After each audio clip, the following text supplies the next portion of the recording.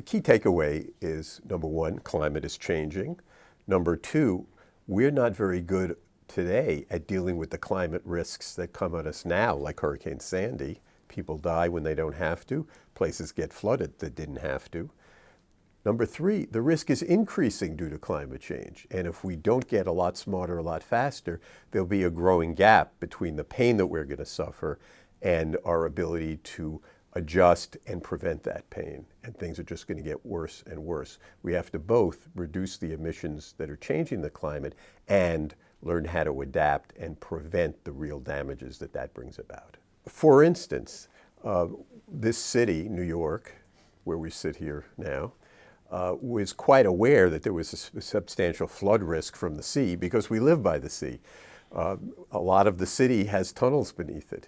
A lot of the city is dependent on networked infrastructure like the power grid, and that power grid flows through a limited number of substations. Those substations were down near the coast. We have hospitals where people are sick and need to get taken care of, and they have emergency equipment in case of a power failure, but the emergency equipment is in the basement, the most likely place to get flooded.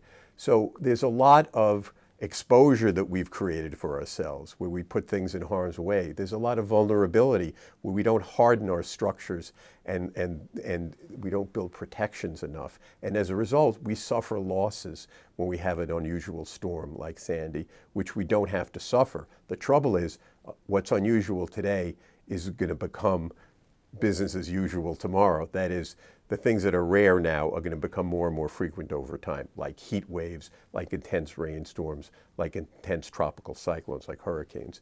We need to limit the risks that we face, both by cutting the rate of climate change by slowing the emissions that are causing it, and at the same time by protecting ourselves better. If we don't do that, our generation later and our children's and grandchildren's generation are going to be in deep, deep trouble.